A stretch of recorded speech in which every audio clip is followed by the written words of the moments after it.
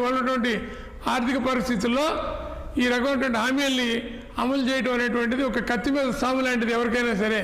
కాబట్టి ఇది చంద్రబాబు నాయుడు గారికి ఖచ్చితంగా ఒక పరీక్ష అవుతుంది. అది అలాగే కేంద్ర ప్రభుత్వానికి కూడా ఎంత ఇవ్వగలదు, ఏ రకంగా అయితే మేము చెప్పేది ఏంటంటే సంక్షేమం కంటే కూడా అభివృద్ధి మీద దృష్టి పెట్టండి. అభివృద్ధి కోసం నిధులు తీసుకురండి కేంద్రం నుంచి. అభివృద్ధే ప్రధాన అంశంగా మనం పెడితే కనీసం ప్రజలు మళ్ళీ ఎన్నికల్లో మనల్ని క్షమిస్తారు.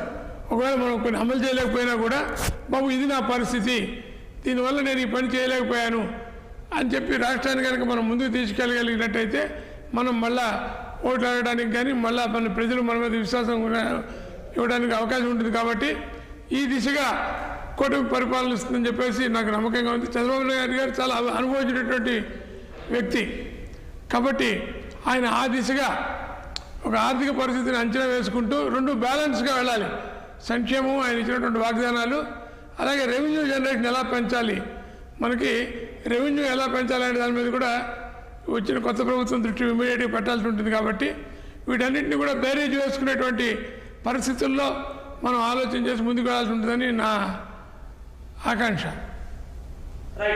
ఒక్క నిమిషం, మరి తిరుతల వేణుగోపాల్ గారు ఏంటి ఇప్పుడు ఈ ఈక్వేషన్ను ఒకసారి ఇప్పటి వరకు సత్యమూర్తి గారు కూడా చెప్తున్నారు, ఇప్పుడు ఎవరు అధికారంలోకి వచ్చినా వారికి కత్తి మీద సామే ఈ రాష్ట్రాన్ని నడపడము, అనేక సంక్షేమ పథకాలు నడపాలి, అంత పెద్ద ఎత్తున అమౌంట్ ఎక్కడి నుంచి తీసుకొస్తారు అన్నది కూడా అర్థమవుతున్న పరిస్థితి. మీరు ఎట్లా చూస్తారు దీన్ని?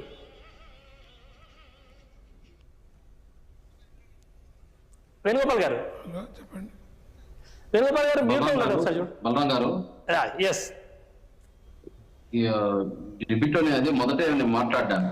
ఈరోజు జగన్మోహన్ రెడ్డి గారు ఇచ్చిన సంక్షేమాన్ని కానీ చేసిన పనులు కానీ అభివృద్ధిని కానీ వీళ్ళు ఏదైతే నెగిటివ్ గా చెప్తూ వచ్చారు ప్రతిపక్షాలు, దాన్ని రాష్ట్ర ప్రజలు నమ్ముంటారు. నమ్మినారు కాబట్టే ఈ ఫలితాలన్నా రావాల్సి ఉంటుంది. మేము చెప్పిన దారుణంగా మాట్లాడలేదులే కానీ మరి ఇంత ఇంకెందుకు ఓడిపోబోతు కూడా ఈ మేకపోతు గాంభీర్యాలు ఆపండి, ఇంకా చాలు. నాటకాలు చాలా ప్రజలు కూడా చెప్పుకి పెంట రాసినట్టు రాసి మరి ఇస్తున్నారు. ఇంకా 2019లో కూడా మీకు సేమ్ అదే రిపీట్ అయింది. 2019లో కూడా మీకు సేమ్ అదే రిపీట్ అయింది. అయిపోయింది. అదే 2019లో 23 సీట్లు ఇచ్చారు మీకు, మీరు మర్చిపోయారు గతాన్ని. 2023లో మీకు 23 సీట్లు ఇచ్చారు, గతం మర్చిపోయారు మీరు. నీ ఒపీనియన్ నువ్వు చెప్పినట్టు నా ఒపీనియన్ చెప్పండి.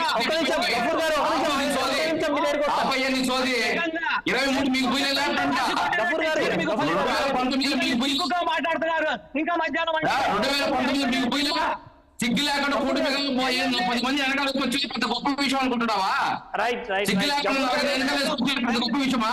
నీకు దమ్ముంటే సింగల్ కూర్చుంటాలి. అందరినీ కలుపుకొని వెళ్ళేందుకు పవన్ కళ్యాణ్ కావాలి, మోడీ కావాలి, ఇంకొకరు కావాలి, నీకు వర్క్ ఉంటే, నీకు సత్తా ఉంటే, నీకు దమ్ముంటే సింగల్ గా ఉంటుండాలి.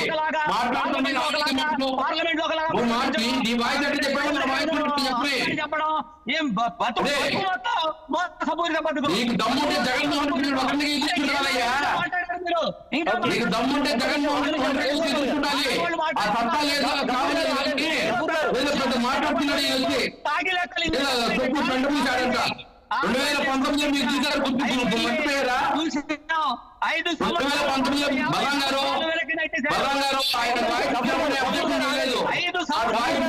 మాట్లాడండి, లేదంటే డిలేట్ అయిపోతా ఉంటే మేము 2019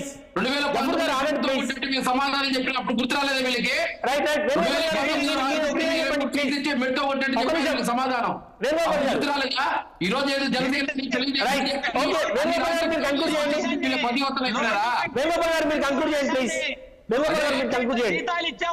అదే గఫూర్ గారు ఆగండి. గఫూర్ గారు మీ దగ్గరకు వస్తారు. ఒక నిమిషం ప్లీజ్. లోటు బడ్జెట్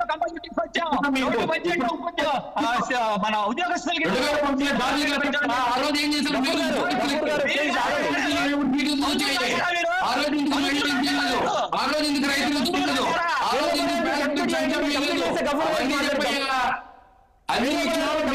ఏదైతే నిపుణులు ప్రజాతం చేశారో దాన్ని ప్రజలు రిసీవ్ చేస్తున్నారు.